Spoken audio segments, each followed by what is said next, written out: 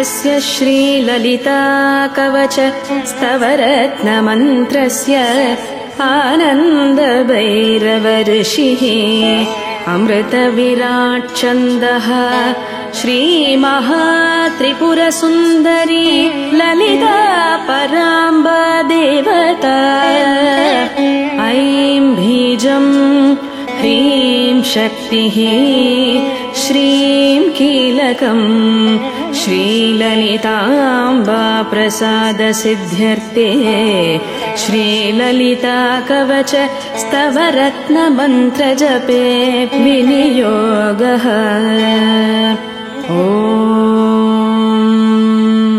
ऐं अङ्गुष्ठाभ्यां नमः, ह्रीं तर्जनीभ्यां नमः, श्रीं मध्यमाभ्यां नमः, श्रीमनामिकाभ्यां नमः, ह्रीं कनिष्ठिकाभ्यां नमः, ऐं करतलकरपृष्ठाभ्यां नमः, ह्रीं हृदयाय नमः, ऐं शिरसे स्वाहा, श्रीं शिखायै वौषट्, ऐं ह्रीं श्रीं कवचाय हुं, श्रीं ह्रीं ऐं नेत्रत्रयाय वौषट्, ह्रीं ऐं श्रीमस्त्राय पट्, भूर्भुवः सुवरोमिति दिग्बन्धः। ध्यानम् श्रीविद्यां परिपूर्णमेरुशिखरे बिन्दुत्रिकोणे स्थिता वागीशादिसमस्तभूतजननीं हंसे शिवकारके कामाक्षीं करुणारसार्णवमयीं कामेश्वराङ्कस्थितां कान्तां चिन्मयकामकोटिनिलयां श्रीब्रह्मविद्यां भजे। ककारा पातु शीर्षं मे, एकारा पातु पालकम्, ईकारा चक्षुषि पातु, श्रोत्रे रक्षेत लकारकः, ह्रीङ्कारा पातु नासाग्रम्, वक्त्रं वाग्भवसंज्ञकः, हकारा पातु कण्ठा मे, सकारा स्कन्ददेशकम्, गकारो हृदयं पातु, हकारो जठरं तथा, नकारो नाभिदेशन्तु, ह्रीङ्कारा पातु गुह्यकाम्, कामकोटः सदा पातु, कटिदेशं ममैव तु, सकारा पातु चोरुमे, ककारा पातु जानुनी, नकारा पातु जङ्घे मे, ह्रीङ्कारा पातु कुल्पको, शक्तिकूटं सदा पातु, पादो रक्षतु सर्वदा, मूलमन्त्रकृतं चैतत् कवचं यो पठे नरः, प्रत्यकं नियतः प्रातः, तस्य लोकावशं वदाह। इति श्रीब्रह्मदेवकृतं ललितामूलमन्त्रकवचं सम्पूर्णम्।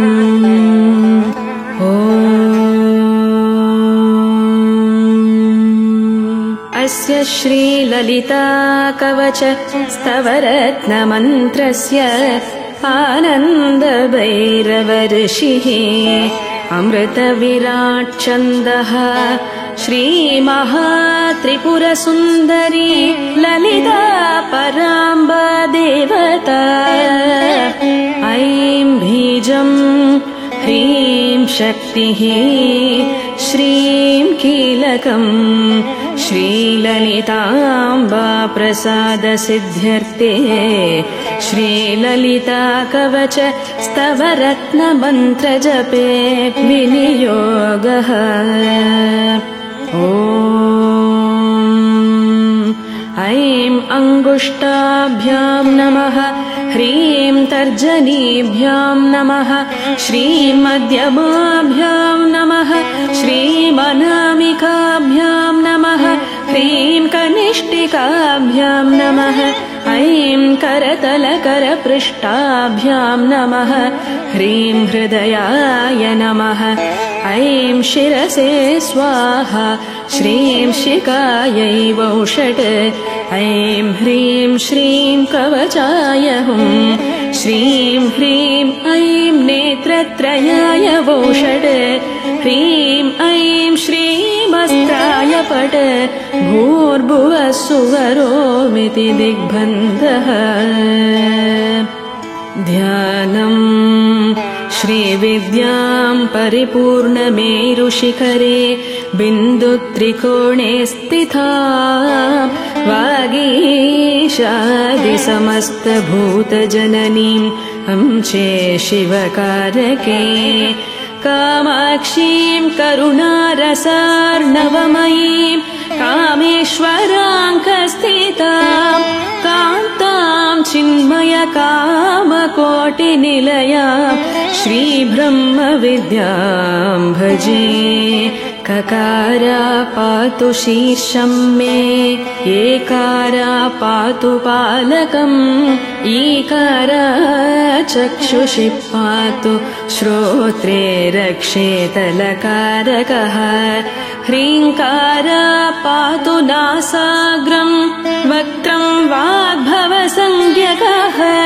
हकारा पातु कण्ठा मे सकारा स्कन्ददेशकम् गकारो हृदयं पातु हकारो जठरं तथा नकारो नाभिदेशन्तु ह्रीङ्कारा पातु गुह्यकाम् कामकोटः सदा पातु कटिदेशं ममैव तु सकारा पातु चोरुमे ककारा पातु जानुनी नकारा पातु जङ्घे मे ह्रीङ्कारा पातु कुल्पगो शक्तिकूटं सदा पातु पादो रक्षतु सर्वदा मूलमन्त्रकृतं चैतत् कवचं यो पठे नरः प्रत्यकं नियतः प्रातः तस्य लोकावशं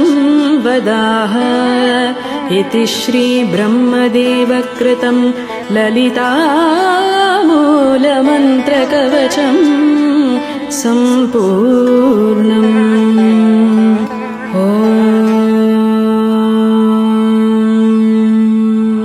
अस्य श्रीललिताकवच स्तवरत्नमन्त्रस्य आनन्दभैरवऋषिः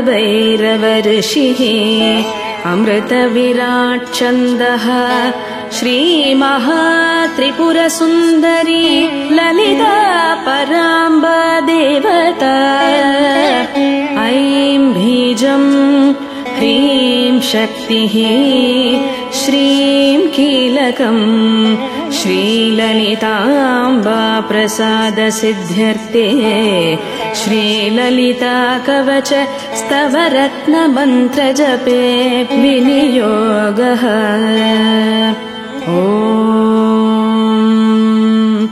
ऐं अङ्गुष्टाभ्यां नमः ह्रीं तर्जनीभ्यां नमः श्रीं मध्यमाभ्यां नमः श्रीं अनामिकाभ्यां नमः ह्रीं कनिष्ठिकाभ्यां नमः ऐं करतलकरपृष्ठाभ्यां नमः ह्रीं हृदयाय नमः ऐं शिरसे स्वाहा श्रीं शिखायै वौषट् ऐं ह्रीं श्रीं कवचाय हुं श्रीं ह्रीं ऐं नेत्रत्रयाय वौषट् ह्रीं ऐं श्रीमस्त्राय पट् भूर्भुवः सुवरोमिति दिग्बन्धः।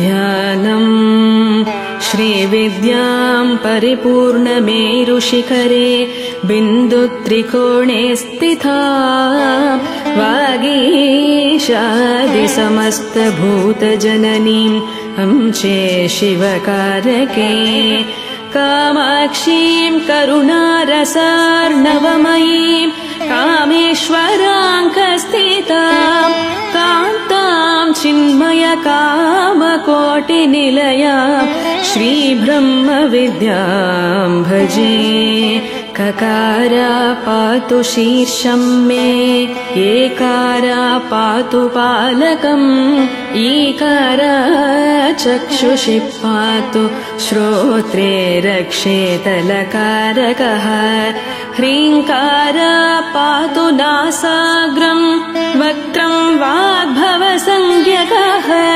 हकारा पातु कण्ठा मे सकारा स्कन्ददेशकम् गकारो हृदयं पातु हकारो जठरं तथा नकारो नाभिदेशन्तु ह्रीङ्कारा पातु गुह्यकाम् कामकोटः सदा पातु कटिदेशं ममैव तु सकारा पातु चोरुमे ककारा पातु जानुनी नकारा पातु जङ्घे मे ह्रीङ्कारा पातु कुल्पगो शक्तिकूटं सदा पातु पादो रक्षतु सर्वदा मूलमन्त्रकृतं चैतत् कवचं यो पठे नरः प्रत्यकं नियतः प्रातः तस्य लोकावशं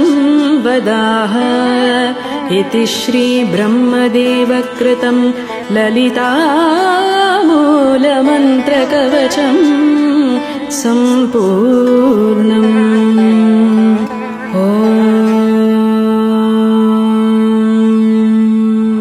अस्य श्रीललिताकवच स्तवरत्नमन्त्रस्य आनन्दभैरवऋषिः अमृतविराट्छन्दः श्रीमहात्रिपुरसुन्दरी ललिता पराम्बा देवता ऐं बीजं ह्रीं शक्तिः श्रीं कीलकम् श्रीललिताम्बा प्रसादसिद्ध्यर्थे श्रीललिता कवच स्तवरत्नमन्त्रजपे विनियोगः।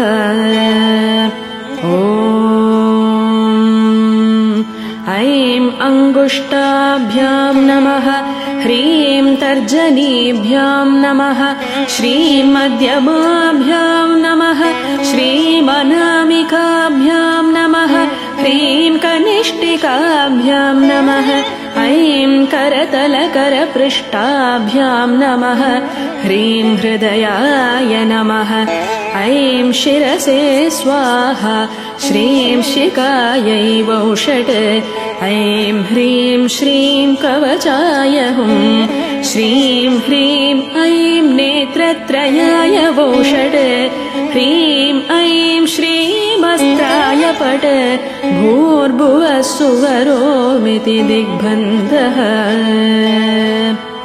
ध्यानम् श्रीविद्यां परिपूर्णमेरुशिखरे बिन्दुत्रिकोणे स्थिता वागीशादिसमस्तभूतजननीं अंशे शिवकारके कामाक्षीं करुणारसार्णवमयीं कामेश्वराङ्कस्थितां कान्तां चिन्मयकामकोटिनिलयां श्रीब्रह्मविद्यां भजे ककारा पातु शीर्षं मे एकारा पातु पालकम् ईकारा चक्षुषि पातु श्रोत्रे रक्षेत लकारकः ह्रीङ्कारा पातु नासाग्रं वक्त्रं वाग्भवसंज्ञकः हकारा पातु कण्ठा मे सकारा स्कन्ददेशकम् गकारो हृदयं पातु हकारो जठरं तथा नकारो नाभिदेशन्तु ह्रीङ्कारा पातु गुह्यकाम् कामकोटः सदा पातु कटिदेशं ममैव तु सकारा पातु चोरुमे ककारा पातु जानुनी नकारा पातु जङ्घे मे ह्रीङ्कारा पातु कुल्पगो शक्तिकूटं सदा पातु पादो रक्षतु सर्वदा मूलमन्त्रकृतं चैतत् कवचं यो पठे नरः प्रत्यकं नियतः प्रातः तस्य लोकावशं वदाह इति श्रीब्रह्मदेवकृतं ललितामूलमन्त्रकवचम् सम्पूर्णम्।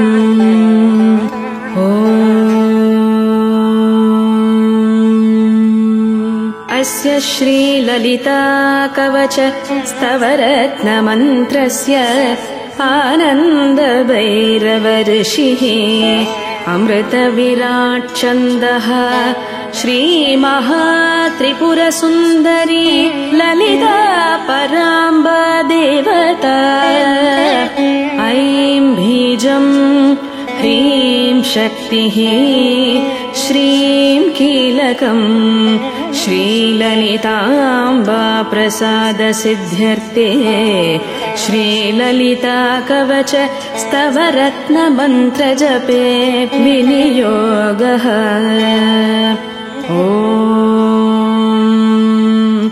ऐं अङ्गुष्ठाभ्यां नमः ह्रीं तर्जनीभ्यां नमः श्रीं मध्यमाभ्यां नमः श्रीमनामिकाभ्यां नमः ह्रीं कनिष्ठिकाभ्यां नमः ऐं करतलकरपृष्ठाभ्यां नमः ह्रीं हृदयाय नमः ऐं शिरसे स्वाहा श्रीं शिखायै वौषट् ऐं ह्रीं श्रीं कवचाय हुं श्रीं ह्रीं ऐं नेत्रत्रयाय वौषट् ह्रीं ऐं श्रीमस्त्राय पट् भूर्भुवः सुवरोमिति दिग्बन्धः। ध्यानम् श्रीविद्यां परिपूर्णमेरुशिखरे बिन्दुत्रिकोणे स्थिता वागीशादिसमस्तभूतजननीं अंशे शिवकारके कामाक्षीं करुणारसार्णवमयीं कामेश्वराङ्कस्थितां कान्तां चिन्मयकामकोटिनिलयां श्रीब्रह्मविद्यां भजे। ककारा पातु शीर्षं मे एकारा पातु पालकम् ईकारा चक्षुषि पातु श्रोत्रे रक्षेतलकारकः ह्रीङ्कारा पातु नासाग्रं वक्त्रं वाग्भवसंज्ञकः हकारा पातु कण्ठा मे सकारा स्कन्ददेशकम् गकारो हृदयं पातु हकारो जठरं तथा नकारो नाभिदेशन्तु ह्रीङ्कारा पातु गुह्यकाम् कामकोटः सदा पातु कटिदेशं ममैव तु सकारा पातु चोरुमे ककारा पातु जानुनी नकारा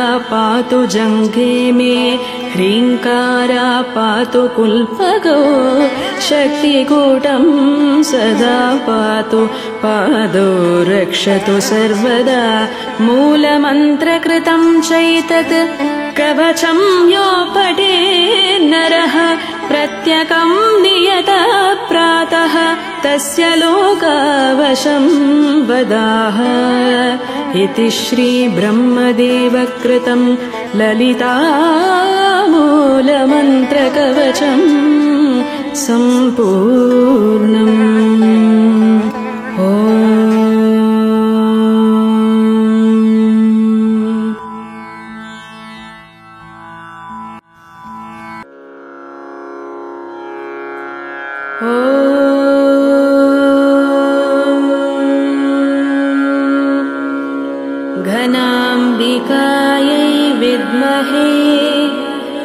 महातपायै धीमहि तन्नो ललिता प्रचोदयात्।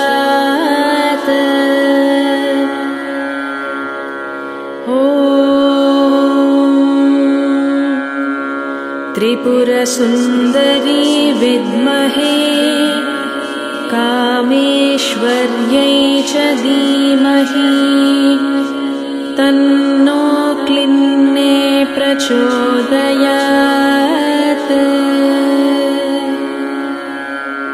ॐ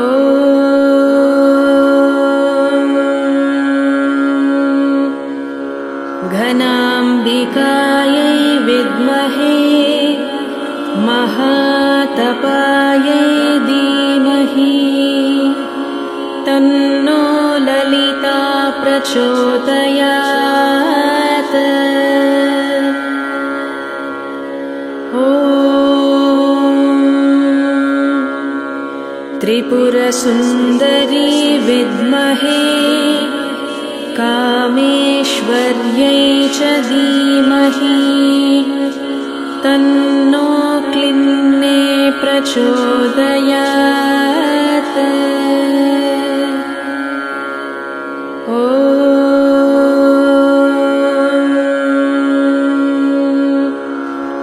घनाम्बिकायै विद्महे महातपायै धीमहि तन्नो ललिता प्रचोदयात्।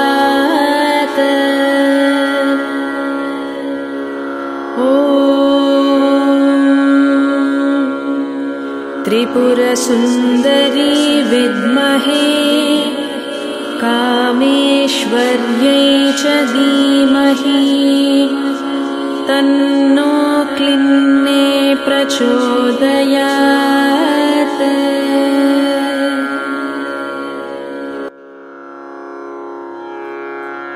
ॐ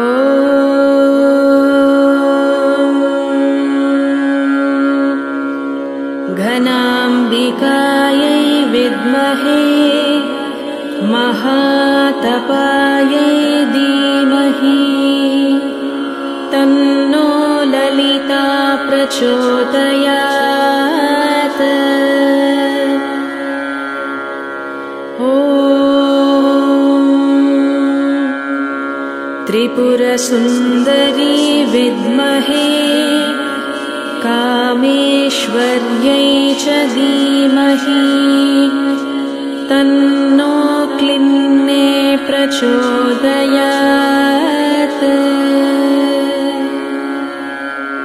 ॐ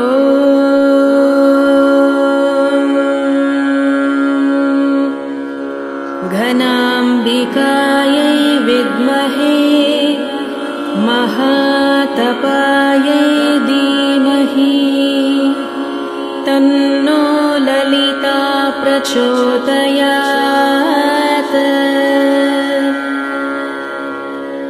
ॐ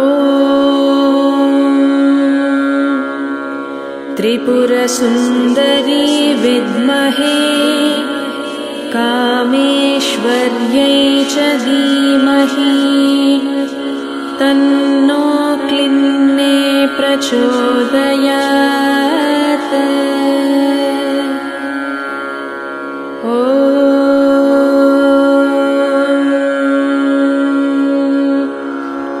घनाम्बिकायै विद्महे महातपायै धीमहि तन्नो ललिता प्रचोदयात्। ॐ त्रिपुरसुन्दरी विद्महे कामेश्वर्यै च धीमहि तन्नो क्लिन्ने प्रचोदयात्।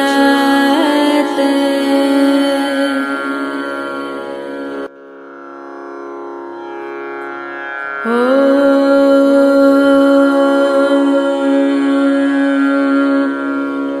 घनाम्बिकायै विद्महे महातपायै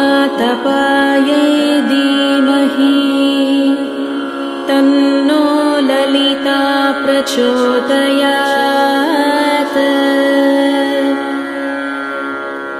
ॐ त्रिपुरसुन्दरी विद्महे कामेश्वर्यै च धीमहि तन्नो क्लिन्ने प्रचोदयात्।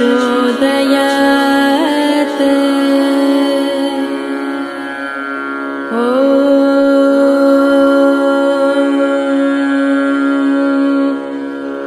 घनाम्बिकायै विद्महे महातपायै धीमहि तन्नो ललिता प्रचोदयात्।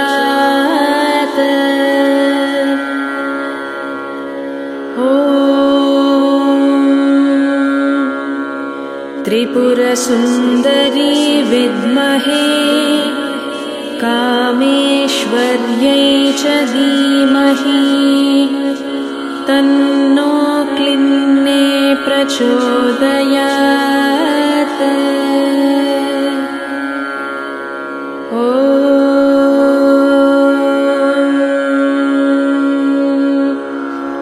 घनाम्बिकायै विद्महे महातपायै धीमहि तन्नो ललिता प्रचोदयात्। ॐ त्रिपुरसुन्दरी विद्महे कामेश्वर्यै च धीमहि तन्नो क्लिन्ने प्रचोदयात्।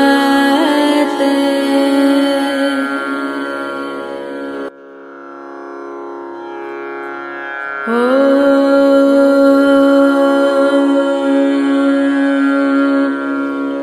घनाम्बिकायै विद्महे महातपायै धीमहि तन्नो ललिता प्रचोदयात्।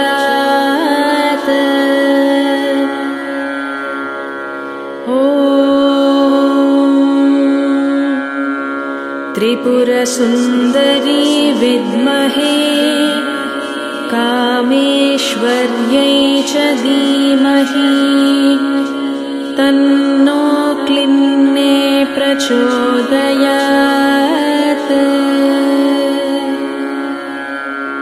ॐ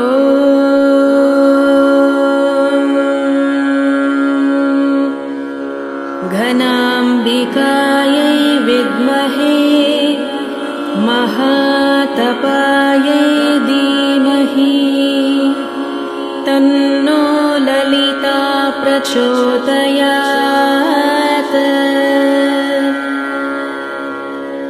ॐ त्रिपुरसुन्दरी विद्महे कामेश्वर्यै च धीमहि तन्नो क्लिन्ने प्रचोदयात्। ॐ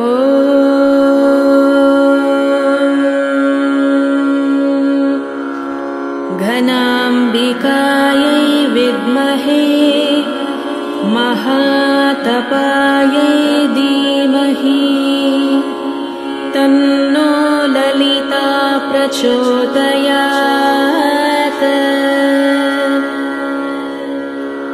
ॐ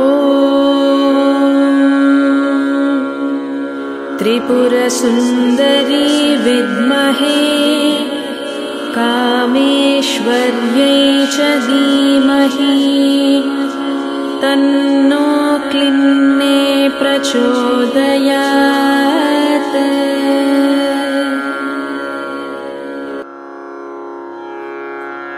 ॐ